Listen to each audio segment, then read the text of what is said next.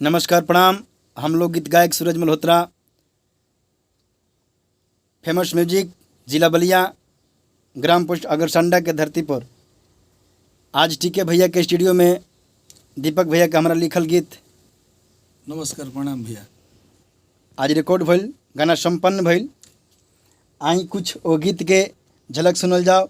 हमारे बड़े भैया गुरुतुल्य टीके सिंह देहाती जी जो खुद आज बैठे हैं सिस्टम पर।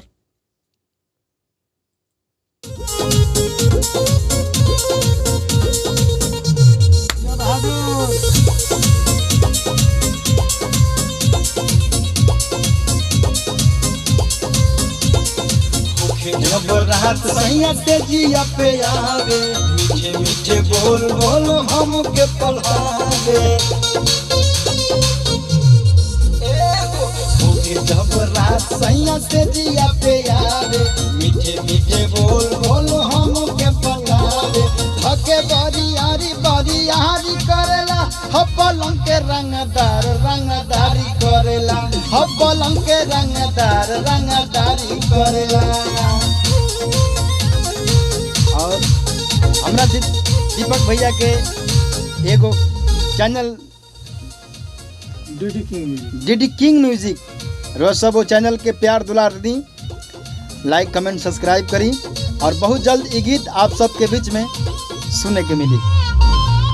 सुने नहीं बात मोरा, सुने नहीं होरा, आवते ही छोट दे टांग ले लकोरा।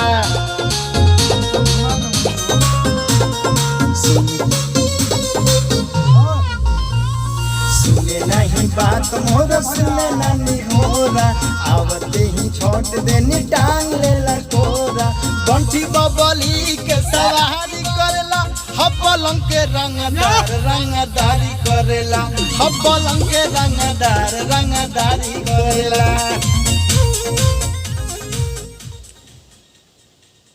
बोले भैया ये सब बोले गीत के हमारा बहुत लाइक प्यार देव सब। और आप लोग के बीच ये गीत जाए वाला बा बहुत जल्द ऑडियो वीडियो।